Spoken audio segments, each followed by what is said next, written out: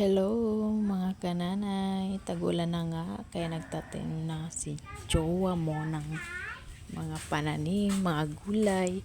Nagtatanim po siya dyan ng mga kangkong, sitaw, okra, talong. Sari-sari po ang mga tinanim niya dyan ng mga gugulayin dahil tagulan na.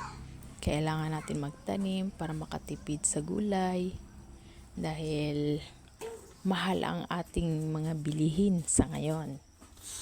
So, buti na lang sinipag ang jowa mo, 'di ba?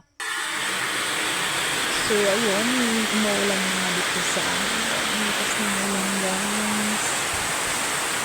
Yung first time na umulan ko bongga, binabaha na dito. Yung mga tanim ng jowa ko ay binabaha na. So, hindi ko alam kung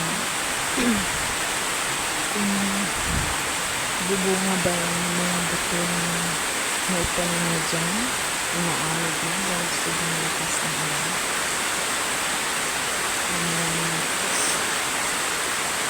Alam mo po, medyo ano na po yan, maganda talaga.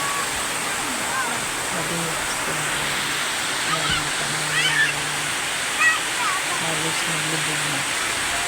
Sana wag naman na malunog ang mga pananim sa ayan mga tubig.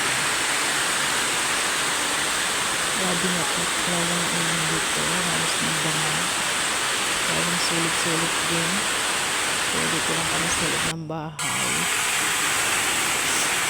Bahay ng aking kismi kami nakalabas dahil sa sobrang lakas ng ulan. Pero guys, kahit nag-ulan, naiinitan pa ako. Alam mo naman, kasi ako ay may sipon.